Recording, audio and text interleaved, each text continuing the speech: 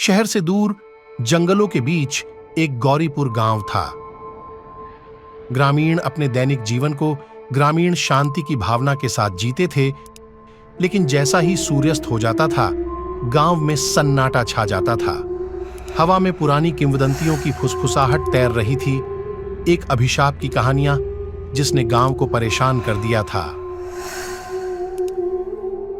उसी गांव में राजू, एक जिज्ञासु और साहसी 12 वर्षीय लड़का, गांव के किनारे पर अपनी दादी के साथ रहता था। उनकी दादी अक्सर उन्हें छाया में छिपे खतरों के बारे में चेतावनी देती थीं, लेकिन राजू पुरानी कहानियों से बहुत आकर्षित रहता था और सच्चाई को उजागर करने का सोचता रहता था। एक शाम जब ग्रामीण अपने दरवाजे बंद कर गहरी नींद में सो रहे थे, तो राजू ने गांव की सीमा से लगे घने जंगलों का पता लगाने का फैसला किया। वह हाथ में लालटेन लेकर घने जंगल में चला गया। उसका दिल उत्साह और भय के मिश्रण से धड़क रहा था। जंगल के भीतर राजू की नजर एक पुराने चर्च पर पड़ी। चर्च आईवी से उग आया था। इसकी खिड़कियां टूट गई थीं और इसके दरवाजे जंग लगे कब्जों पर लटक गए थे। एक अज्ञात बल से आकर्षित होकर राजू ने चरमराते दरवाजों को धक्का दिया और अंदर चला गया। चर्च के अंदर राजू को वेदी पर एक धूल भरी पत्रिका पड़ी हुई मिली। उसने उसे खोला और पढ़ना शुरू किया। पत्रिका एक पुजारी की थी जिसने कभी चर्च में सेवा की थी। वेद के पन्नों पे में अजीब घटनाओं, लापता ग्रामीणों और चर्च को डराने वाली एक अंधेरी उपस्थिति के बारे में बताया गया था। जैसे ही राजू ने पत्रिका पढ़ी, उसे अपनी रीढ़ की हड्डी में ठंडक महसूस हुई।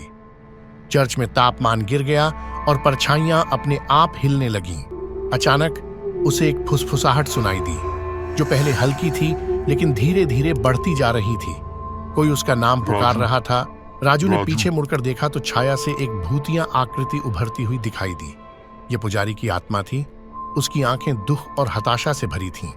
पुजारी ने राजू को चेतावनी दी कि गांव शापित है और शाप का स्रोत चर्च के भीतर है।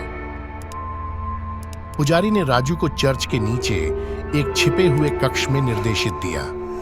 अंदर राजू को एक प्राचीन अवशेष, एक काली घंटी मिली जो द्वेषपूर्ण ऊर्जा उत्सर्जित कर रही थी।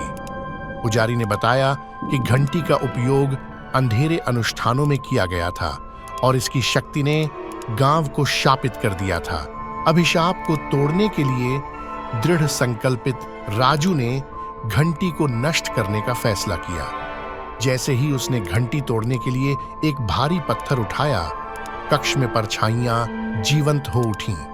काले मुड़े हुए रूप उस पर झपटे अवशेष की रक्षा करने की कोशिश कर रहे थे। अभिशाप को तोड़ने के लिए दृढ़ संकल्पित राजू ने घंटी को नष्ट करने का फैसला किया। जैसे ही उसने घंटी तोड़ने के लिए एक भारी पत्थर उठाया, कक्ष में परछाइयां जीवंत हो उठीं। काले मुड़े हुए रूप उस पर झपटे अवशेष की रक्षा करने की कोशिश कर रहे थे। पुजारी की मदद से राजू ने छाया से संघर्ष किया और पत्थर को घंटी पर गिरा दिया। गगनभेदी चीख के साथ घंटी टूट गई और अंधेरा छा गया। हालांकि उस पल में राजू को तेज दर्द महसूस हुआ और वह गिर गया। गांव में वापस आकर ग्रामीण एक नई सुबह के लिए जाग गए।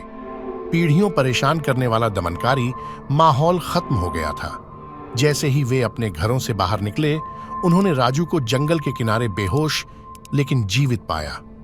राजू को एक नायक के रूप में सम्मानित किया गया और गांव अपने शांतिपूर्ण रास्ते पर लौट आया।